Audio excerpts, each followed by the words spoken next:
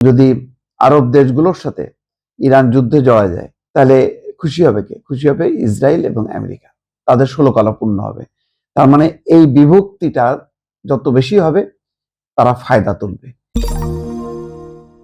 খুব দুঃখজনক ঘটনা যে ইসরায়েল এবং আমেরিকার সাথে ইরানের এই যুদ্ধে ক্ষতিগ্রস্ত হচ্ছে আরব দেশগুলো।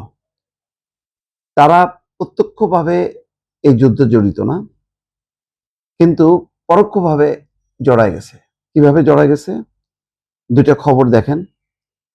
বাহরাইনে ইরানের ড্রোন হামলা, শিশু সহ আহত ৩২।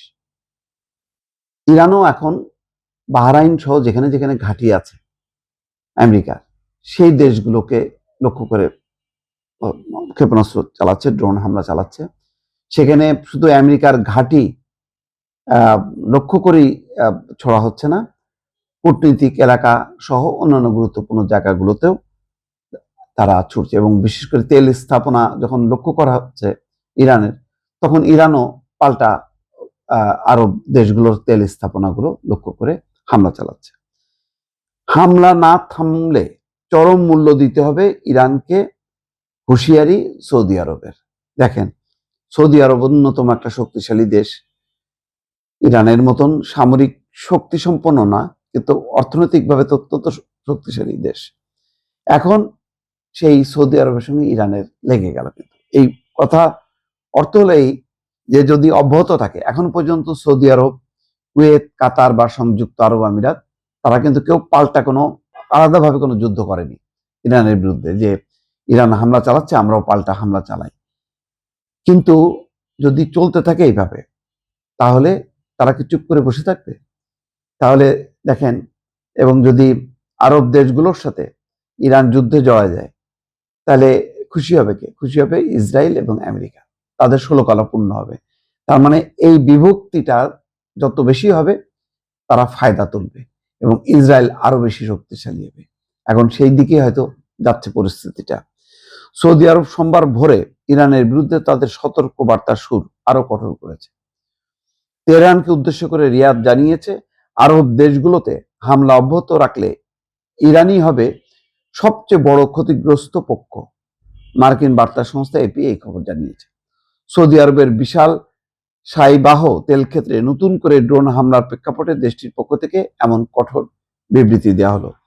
শনিবার ইরানের প্রেসিডেন্ট মাসুদ পেজিশকিয়ান দাবি করেছিলেন যে ইরান উপসাগরীয় আরব দেশগুলোর উপর হামলা বন্ধ করছে, তবে সৌদি আরব এই মন্তব্যকে সরাসরি প্রত্যাখ্যান করেছে।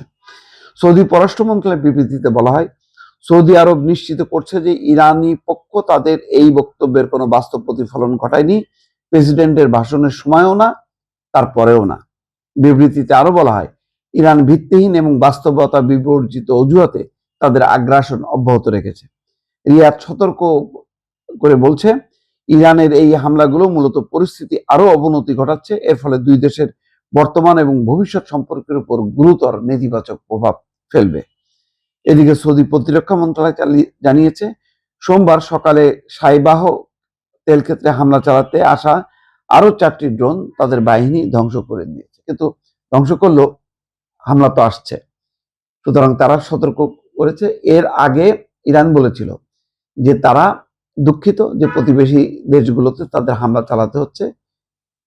তার কারণ হিসেবে তারা বলেছিল যে ওইসব দেশে মার্কিন ঘাঁটি আছে, সেই ঘাঁটি থেকে তারা আক্রান্ত হচ্ছে। সুতরাং ইরান যদি আক্রান্ত না হয়, তাহলে তারা হামলা বন্ধ করবে।